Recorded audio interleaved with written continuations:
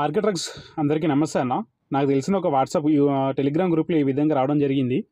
నేను తనకి video call చేసి కన్ఫర్మ్ చేసుకున్నట్టు ఎవరికైనా మీలో ఎవరికైనా సరే తనకి ఏదైనా హెల్ప్ చేయాలనుకుంటే మాత్రం చేయొచ్చు అన్న. ఎందుకంటే తను ఒక డ్రైవరు.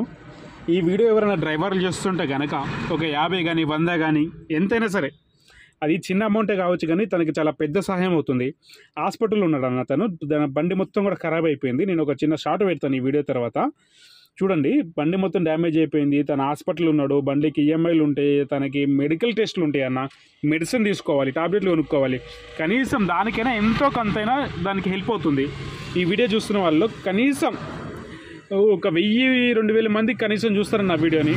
అలాంటి సందర్భంలో అట్లీస్ట్ ఒక 50 మంది 100 మంది రెస్పాన్స్ అయ్యి మనిషి ఒక 50-100 మంది చేసినా కూడా తనకి ఎంతో కొంత యూజ్ అవుతుంది అన్న.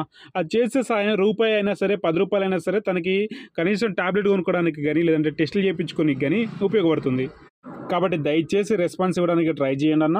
ఇది వచ్చేసి తను నాకేం తెలిసిన అతను కాదు, నా ఫ్రెండ్ కూడా కాదు. నేను ఒక గ్రూప్లో ర్యాండమ్గా చూశాను. నాకు జాలి అనిపించి దయ అనిపించి, నేను ఒక డ్రైవర్ని కాబట్టి ఒక డ్రైవర్కి నా తరపు నుంచి నేను చేయాల్సింది ఎంతో కొంత చేయగలుగుతాను. అదేవిధంగా నాకు ఒక ఛానల్ ఉంది కాబట్టి నేను ఒకటి రెస్పాన్సిబిలిటీ తీసుకొని మన ఛానల్లో పెడితే ఎవరైనా కొంతమంది అయినా దానికి ఏమైనా హెల్ప్ చేయగలుగుతారన్న ఒక చిన్న ఉద్దేశంతో ఇది రికార్డ్ చేసి ఈ విధంగా మన ఛానల్లో పెట్టడం జరుగుతుంది. దయచేసి తనకి హెల్ప్ చేస్తారని ఆశిస్తున్నాను. చేసే సహాయం చిన్నదైనప్పటికీ తనకి కొండంత ధైర్యం అనేది ఉంటుంది. ఒక డ్రైవర్కి ఈ విధంగా వస్తే నాకంటూ కొంచెమైనా రెస్పాన్స్ వచ్చిందనేసి ఒక చిన్న ఆసరా ఉంటుంది.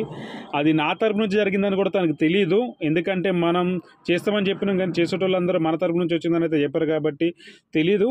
కానీ ఏంటంటే ఒక డ్రైవర్కి యూజ్ అవుతుంది, హెల్ప్ అవుతుంది, అంతే. అంతవరకు మనకు సంతోషం, అంతవరకు మనకు చాలు.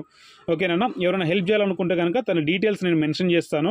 ఒక స్క్రీన్ షాట్ పెడతాను, తన మొబైల్ నెంబర్ పెడతాను. ఎవరికైనా డౌట్ ఉంటే తనకి కాల్ చేయండి. ఈ 2-3 రోజులలో కాల్ చేస్తే తన హాస్పిటల్లో ఉన్నప్పుడు కాల్ చేస్తే హాస్పిటల్లో ఉన్నప్పుడు పిక్ చేస్తారు. ఇంటికి వెళ్ళిన తర్వాత కాల్ చేస్తే ఇంట్లో ఉన్న వీడియో కనిపిస్తుంది మీకు. ఈ వీడియో పెట్టినప్పుడు రెస్పాన్స్ ఇవ్వడానికి ప్రయత్నించండి. Please subscribe RK trucks.